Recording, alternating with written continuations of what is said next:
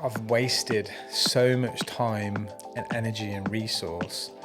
I said this on that post that got quite a bit of traction, with the wrong room, with the wrong people.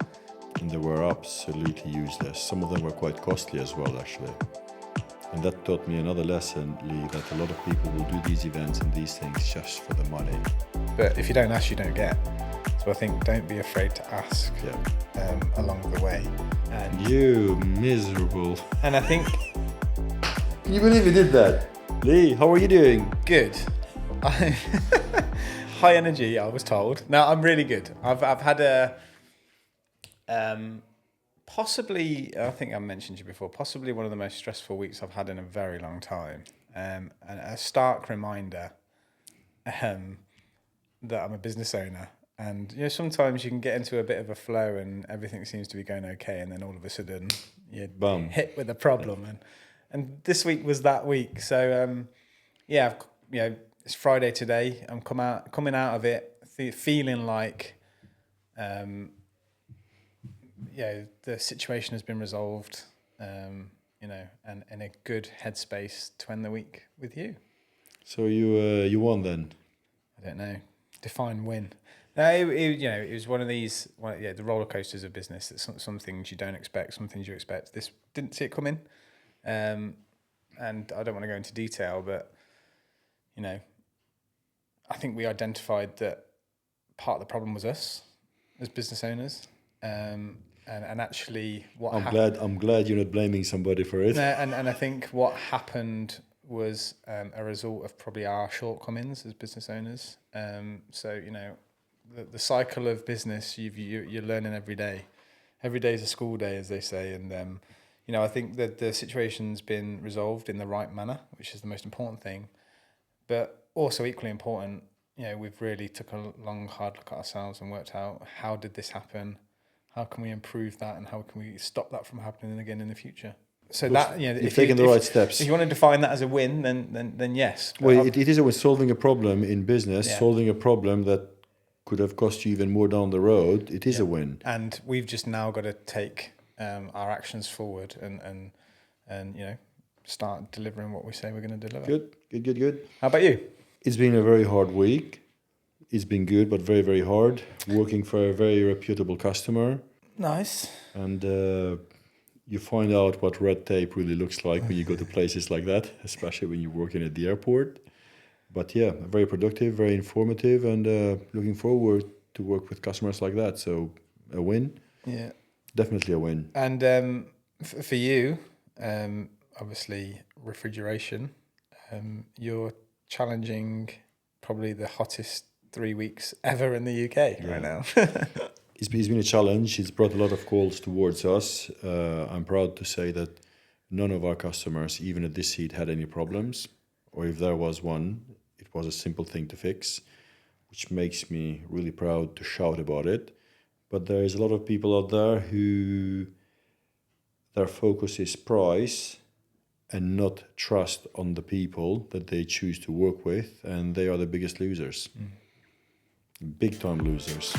Today we got a very good conversation. I've been looking forward to this for quite some time.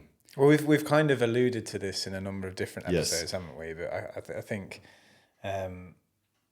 we thought it'd be good to dive into this in a little bit more detail. So, today's kind of episode is all around a phrase that we've talked a lot about, but it's your network is your net worth. And I guess to start off, because I could just talk about this for ages, but what does that actually mean? I'd be interested to understand what does that mean for you? In my opinion, that is one of the most important sentences that exists out there. And I mean important to the point where if you don't get that right, you're missing a lot in life. From a business point of view and from a personal point of view, both of them. Your network and the people you hang around with will shape you based on the image of that network, whatever that is. And that is one thing you have to very carefully choose and work really hard at. So what does network mean? And what do you have to do, or how do you get, or how do you choose these people? First and foremost, you have to become worthy of being in a group, in a certain group of people. You don't just walk in there and say, hey, I want to be here. You have to put some value, you have to work hard to gain some value in life to be able to access such a group of people. First. Secondly, you do not approach a network or a group of people based on wanting to get out of them. You go there to give. First and foremost, you go there to give. And you have to give without expecting anything back. Because there's nothing worse than working with people who give you something and then they want it back down the road, or they give something to you anticipating something back, down the road. It's probably one of the worst deals you can actually do. Do you go into a network environment then looking to give? Correct. My main aim is to give or to help. That's the first approach. And if you do that, you will gain from it down the road big time, because people will value who you are. Yeah. See, my mindset's slightly different to yours. And I think there's a phrase that coincides with your network is your net worth that I think is quite prevalent as well. And it's not what you know, it's who you know. And kind of those two sayings, I think when I was younger, or certainly younger in my business journey, that saying your network is your net worth, my mindset was I need to meet as many people as possible. And I was going to 5, 6, 7 networking events a week. And some of those are, one of them in particular, without saying, giving it too much away, but it's like givers gain, and it's all about that. You give, you gain. Yeah.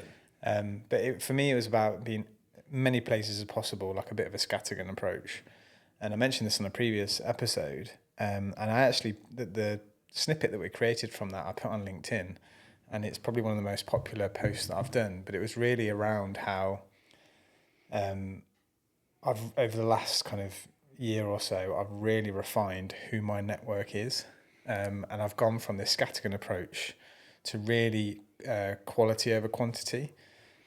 So for me, the network is your net worth is still very prevalent, but it's about having a really specific network. So for me, it's not about having 100 people. It's about having the black book, the 7, 8, the 9, the 10 people that have got your back. But on the side note to that, what I found is this group of individuals that I'm now part of, and it's been an incredible learning journey for me, is that you go into it and there is no mentality to give, there's no mentality to receive.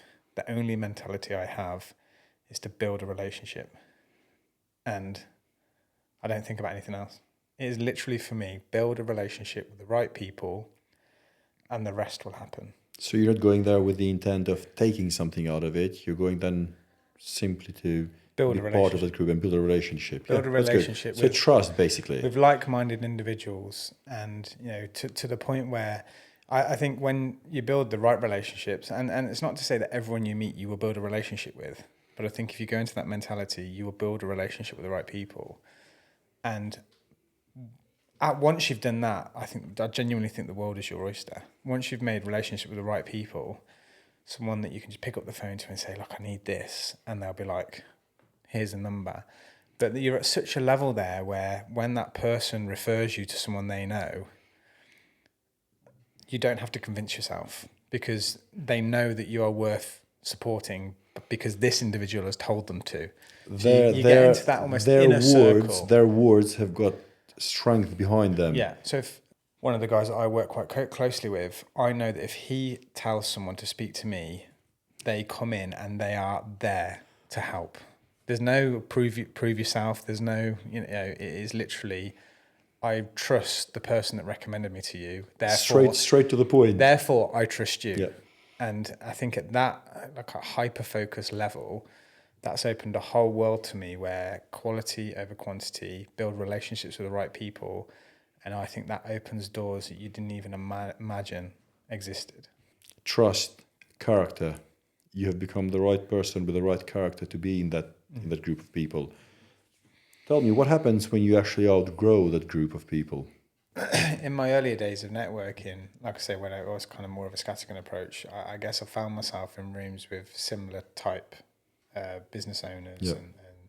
and I guess I think what I've come to realise is it's not disrespect to the people in the room, but I was limiting my ability to learn and grow based on the people that I was with. Yeah.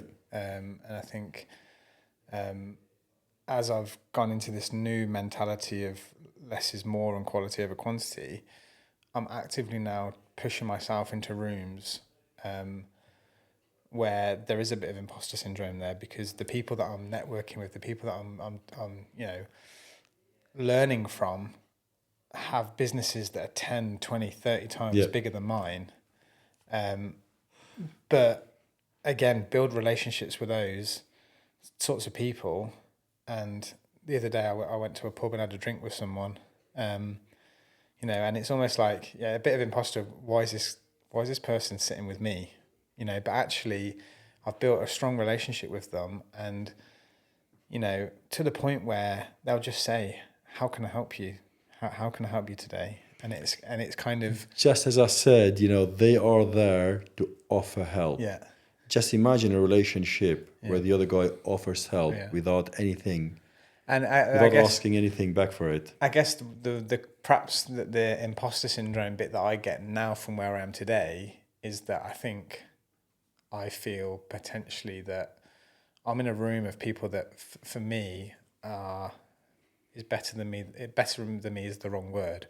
More experienced. More experience, yeah. Yeah, They've traveled further than you Yeah. and I have, for example, today. And I guess sometimes my feeling is I hope that I can give them some level of I don't know, support and wisdom back that they're able to give me. So I guess sometimes you feel a bit inferior where you're not experienced or well traveled enough to give it back. And it's kind of like what you say. You don't. It's like you said at the start. You give to receive. And I guess when I'm in this room where these people are able to support me and guide me and put me in the right direction, the fear is that I can't give them something in return. Yeah. Sometimes. But still, it's a pleasure, though, even for them to be able to teach somebody, because I really enjoy it when people come to me with a question. And if I can help them with it, I take great pleasure in giving something back. Yeah. But I think the thing you've also got to realise as a business owner is whether you're and this is something that, again, that I've become more and more kind of comfortable with over the last 6 months, is that, I do a lot of now, like when I say less is more, I do really specific roundtables, leadership discussions, like peer-to-peer. You're probably only talking 8 to 12 people, but it's super hyper-focused. You learn everything about each other. You know, what's said in the room stays in the room. It's very, trust is at a complete different level. And that is game changing. What happens when you're trying to help somebody, but they don't want to change? How do you react to that sort of a person? In those sort of circumstances, if they don't want to and are not willing to, then I perhaps wouldn't build a relationship with them. I'm glad you said that. I think it's because they are the type of people you actually need to move away from, because you can't grow with them, and you will not grow by being in their presence, because they've just either hit the limit or they are happy where they are, which is fine. But if your aim is continuous growth or further growth, you have to find people who are constantly aiming higher. Yeah, it's always easy to think, they're running a much bigger company than me, so the similarities are different, or the challenges are different. But it's so many times we're talking about a challenge, and it's exactly the same. They're going through the exact same challenges. Yes, it might be with more people or more money involved, but in essence, it is still the same exactly problem. the same problem. And I think that's where you can then bring yourself to a level playing field. Just because you've got someone with a £100 million business, a 50, a 20, a 1, they're all experiencing the exact same problems, just at slightly different levels in essence. But what you can learn from one another, I think, is so important in both personal and business growth. Sometimes one sentence from either of these people can change your life, or can change the direction of your life, or can solve you a lot of problems simply by listening to them. Outside of the kind of leadership discussions and the round tables and the things that we do, people that know me know that I play a lot of golf, and again at a kind of super focused level, we invite people to play golf with, and we spend 4 hours of quality time at a great golf club. We look after them, we pay for their round, we take them for lunch afterwards, but it's all about relationship. There's no agenda. It's just build relationships. But over the last 3 or 4 years, I'd say 80% of our biggest projects have all come through that level of networking. We've just started a new business growth campaign, as it were, but we've kind of called it. Sorry to all marketeers out there, we've kind of called it the anti-marketing campaign, because and what we mean by that is, we're not doing any of your traditional marketing stuff. We're just doing super hyper focused relationship building networking.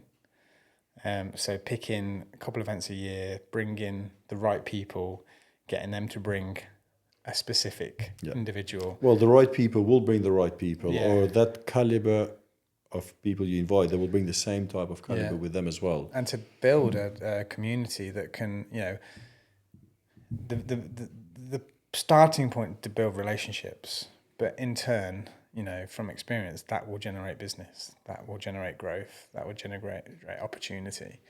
It will generate people who don't just simply work with you, but they also recommend you. Yeah. So not only is this type of mentality of networking, and this network is your net worth, we're building our whole business growth centered around what's worked really well for us over the last 6 months and how we approach networking. What makes somebody a valuable connection? So what do you actually look for in a person? They may have businesses which are millions of pounds, but they can sometimes be completely the wrong people to even deal with. And we've come across some of these people in our business. They can be absolutely poisonous sometimes. So having money does not necessarily mean, or having a successful business does not necessarily mean they're the right people to actually be around or hang around with. No, I think for me it's about being with, like you said earlier, what if there's someone that's not willing to learn or change or grow? And I think for me it's about surrounding yourself with like-minded individuals, no matter what level they are in that journey, that are there to listen, that are there to advise, that are there to sweat the small stuff, and really engage in you as both a person, but also as a business owner as well. What about character? How important character is? Because you could have somebody with business that's worth tens and tens of millions and have a very, very rotten character. Yeah, what do you mean by character? So I've come across people actually who are extremely successful when it comes to running businesses, but as a character, they are really, really, really bad. Yeah, I think again in the networking circles that I'm in now, they're often ran by individuals that don't allow that sort of person to be in that environment. So I think, at a top level, there's a lot of due diligence. And if some of the events I've been to, if someone comes in that's a disruptor, they're told in a negative way. They're not invited again. Yeah. So actually, I think with this kind of, with the networks that I'm involved in, the people that head up those, who I have great respect for, are really,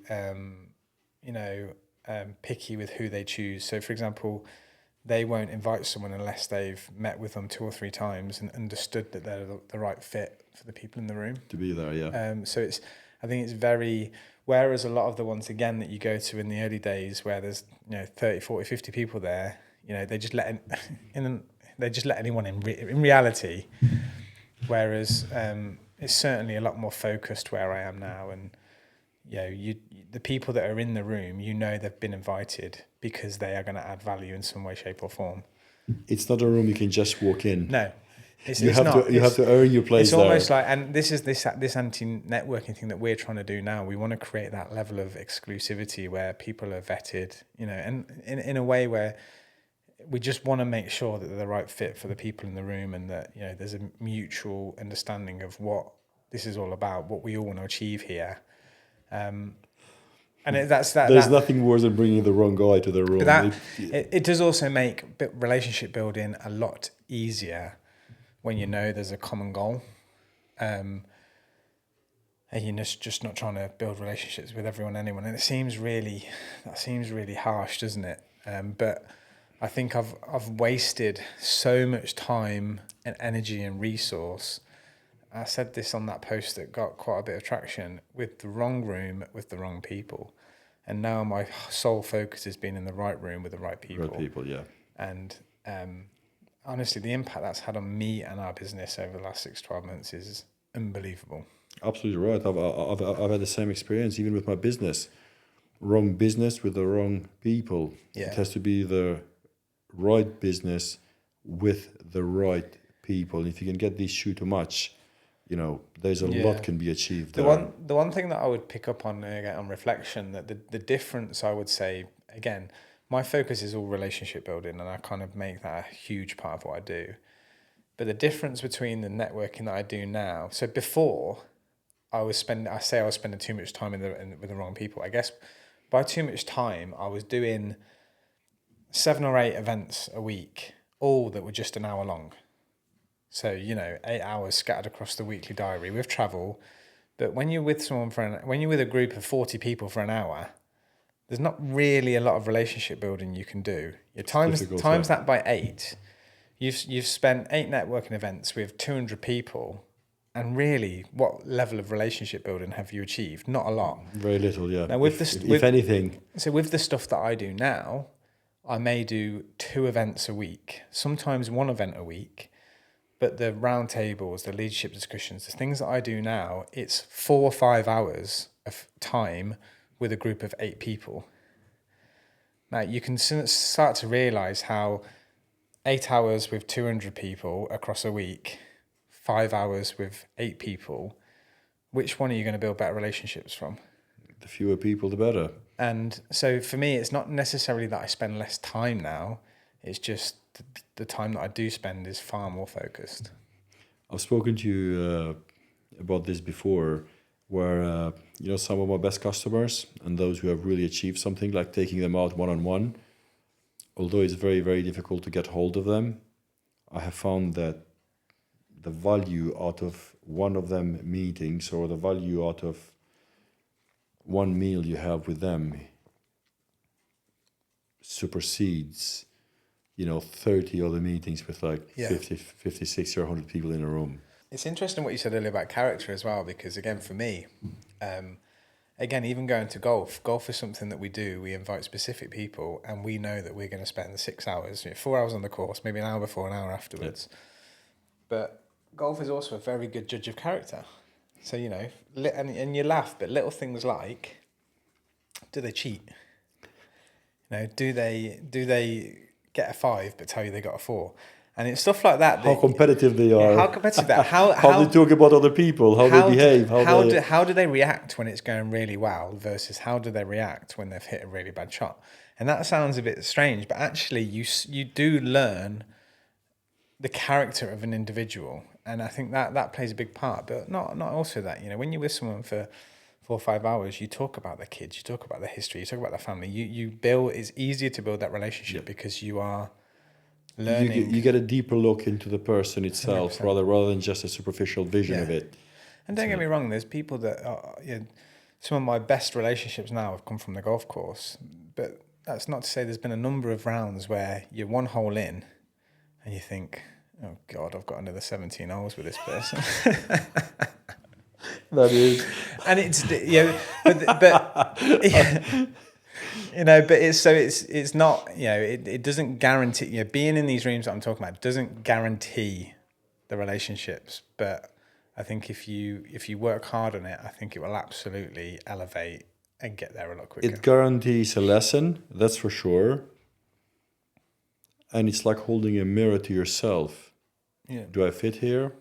Am I getting the right information from here? Do I feel valued? Can I offer any value? Am I getting any value out of it? And if these things are not there, you're definitely in the wrong room. If you want to get into the right room, what would be your first step? You're just listening to this now for the first time. What is the first step you would take to improve so that you end up in the right room, or so you can tell you're in the right room or the wrong room? What is the first step in your life that you should take? Because for me, it's reading. I do not think you can get anywhere in life if you don't read. I think everything starts with reading and educating yourself. But how for you would reading get you in the right room with the right people? Well, I remember this. I was reading this book from Tony Robinson, and he said, before I ever did anything, the first thing I'd do is read 3 to 5 books regarding whatever I wanted to, whatever I wanted to do or learn more about. So when I was with the right people, then at least I'd have some information. I'd have something to go by, or at least I was well informed. Because the second one that really thickens your skin and prepares you for any of these rooms is business. And business is a long journey. I know we hear a lot of these stories where people become successful overnight or over 2 or 3 years, but that's very, very, quite often most likely it's going to be very unlikely that you're going to do that. So it's going to take time. And that builds you up gradually. So reading first, a business second are the 2 things that mostly prepare you for a good meeting with somebody successful. I'm struggling to answer that question myself, really, because I don't know if I don't know if I fell into it. I think I joined a golf network, and I think what I tactically tried to do is try to work out who was the most connected. And I think you get a feel for someone that knows a lot of people, So I think that was my kind of approach, is to try and find people that know people. Right. So you're looking for connections further down the. I think that's how I started the kind of. I don't know if I fell into it, but I think there's a guy that I played golf with. But you just knew very well connected, just from conversations and stories, and building that relationship. You just get to know, God, this guy knows everyone.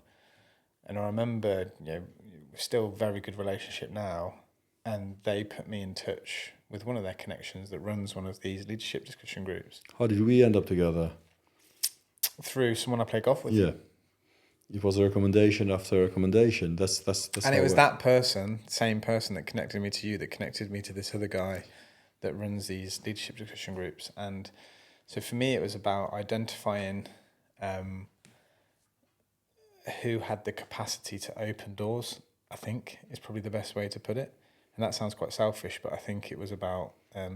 Look, if you don't offer something, Yeah. why would these people sit with you? You've got to be able to offer some value. And you have to bring some value to the table. It's and looking back, that guy put me in touch with you. That opened a door to a whole business relationship, and now a whole personal relationship. Yeah. It's grown from that and other relationships further down the road as well. Absolutely. So it's I don't know if there's a direct formula, but I think that's kind of what I try to do. I see what you mean there, but I think you're talking more from the point of you're already in business and you already have a certain character you've built, you invested in it, you've become a person that is worth being there. But somebody who's listening to this for the first time and they don't have a business, they don't have a successful circle of people, because it's very difficult to get into that circle. You genuinely have to be valuable. You have to make yourself valuable to belong, to be able to get in there. Where would somebody start? What would be the first thing they should do? I truly believe that reading is one thing that. Yes, it's hard, because I think I've been on an evolution, a journey over the last 10 years.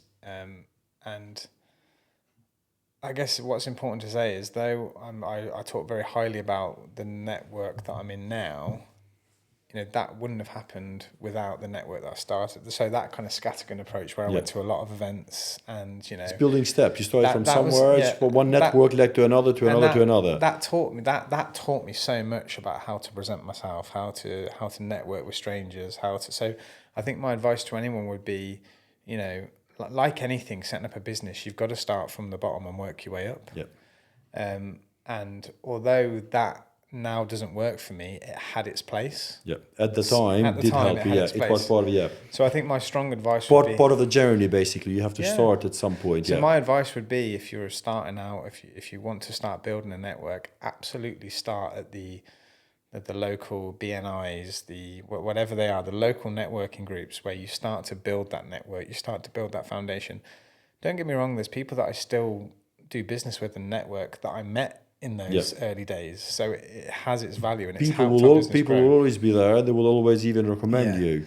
What I'm talking about now is just a next level in my business journey.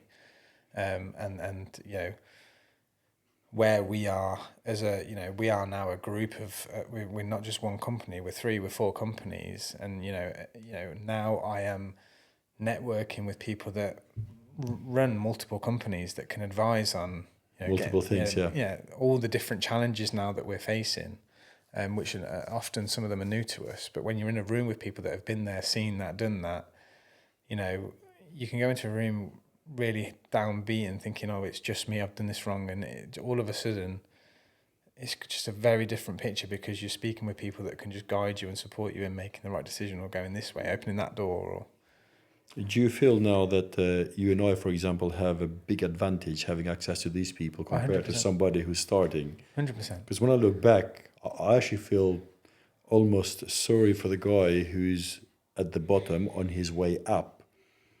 Simply because to get one piece of information which could change everything, he has to fight so hard. Yeah. Whereas all I have to do is pick up the phone and get that piece of information from the right person there and then. Yeah. This is very important. This is... I guess you could argue that we're fortunate, but I think, I guess to a No, we're degree, not fortunate. We worked for it. we've worked hard it for was a it. struggle. It was a constant investment. It's a constant fight to move to the next group of people. But it's interesting. Surround yourself with the right people, I think, is an interesting one. So what are we saying? Start with a group, whatever that group is. Improve. Stay true to your path, not to the actual people, but to your path. And just keep climbing. Yep. Just look out for the opportunities. Look out for the, the people that are potentially able to open doors. And don't be afraid to ask. I think is the biggest thing, is don't be afraid to ask what you need. Because the worst case scenario is you just won't get an answer. But if you don't ask, you don't get. So I think don't be afraid to ask along the way, because it's amazing how many people are able and willing to help when you ask for it. I think I've become so relaxed when it comes to asking now. I don't even consider it anymore. It comes to me so naturally. The worst thing that can happen is they say no. Well, you get an answer and you have to work with that answer. It could be useful, it could be useless, but ask. Yeah, it's very, very easy. Just ask and see where that leads.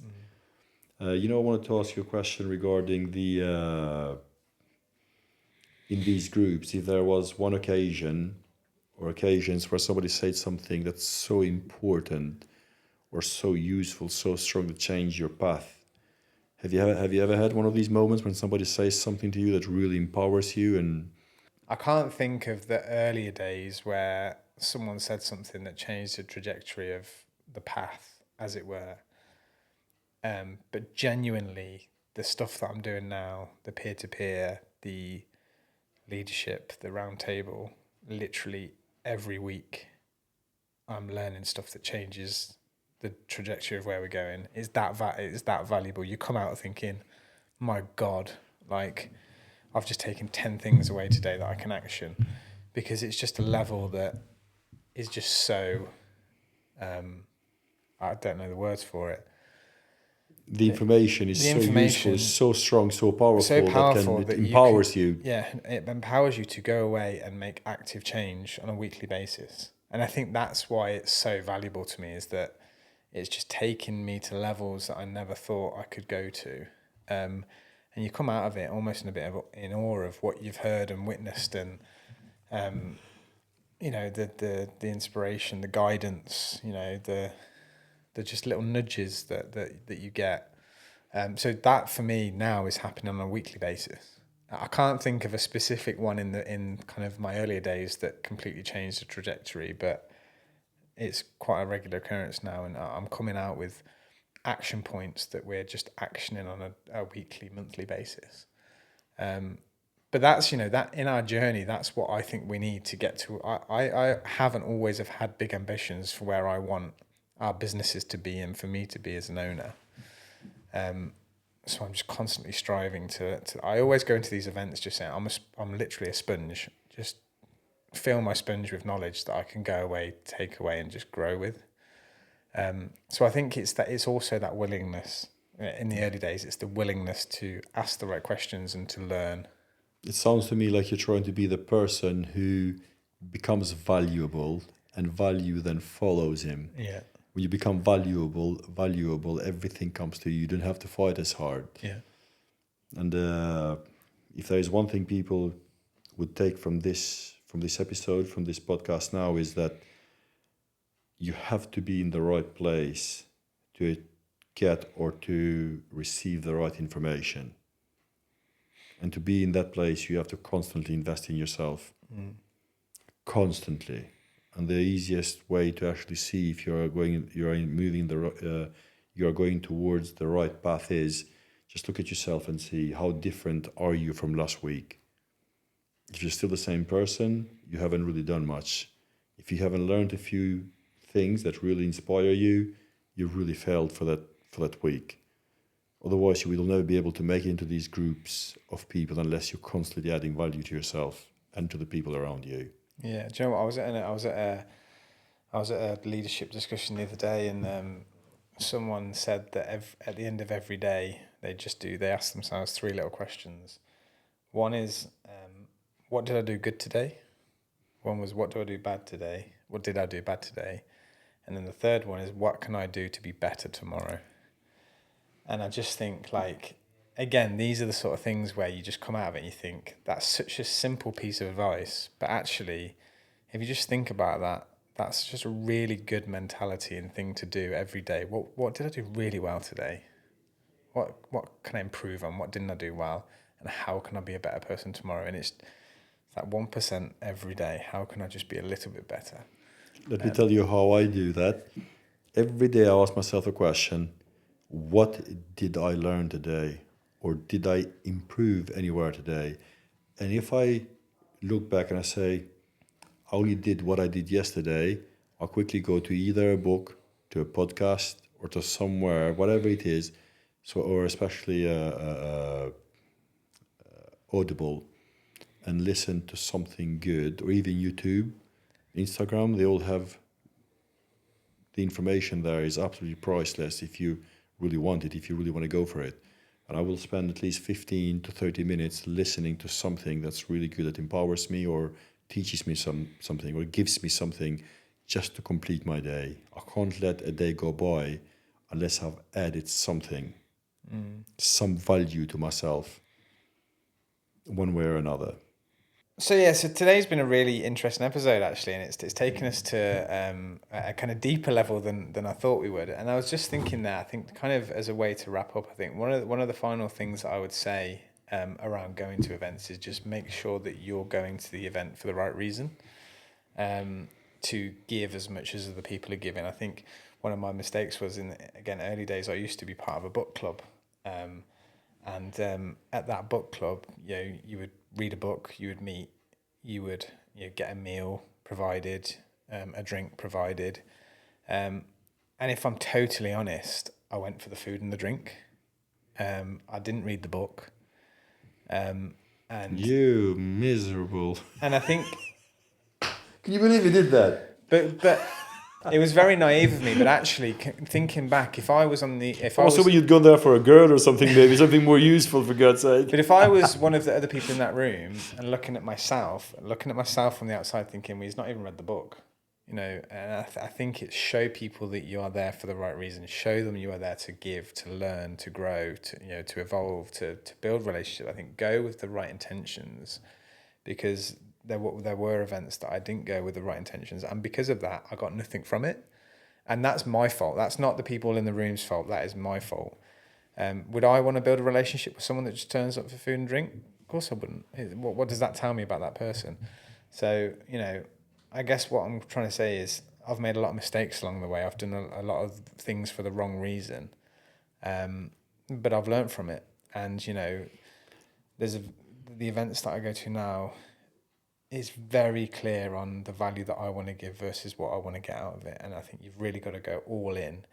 And in those environments, be vulnerable, you know, and give as much as you get.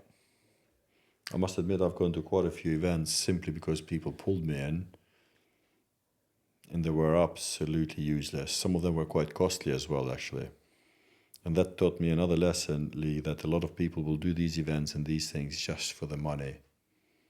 And that is one place you don't want to be at. So the wrong reason. Yeah, completely the wrong reason. It cost me, it was the wrong reason, I learned nothing. Yeah. And it was actually quite difficult to even detach myself from them further down the road because they just wouldn't let go. I think they liked the money they got from me the first time around. So yeah, but I think hopefully there's a lot of value there, and you know, yeah, anyone listening, you know, I'm happy to talk through the events that I go to now, introduce people to people that I think would be valuable to them.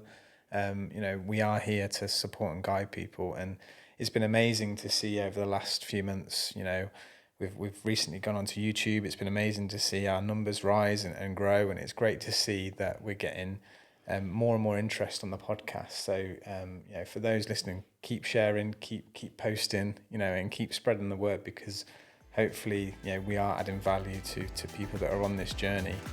So, Eli, another enjoyable episode. So to everybody out there, if you like what you heard, if you enjoy seeing us, if you've got any questions, you know where we are, and thank you for joining us, and thank you for listening to us.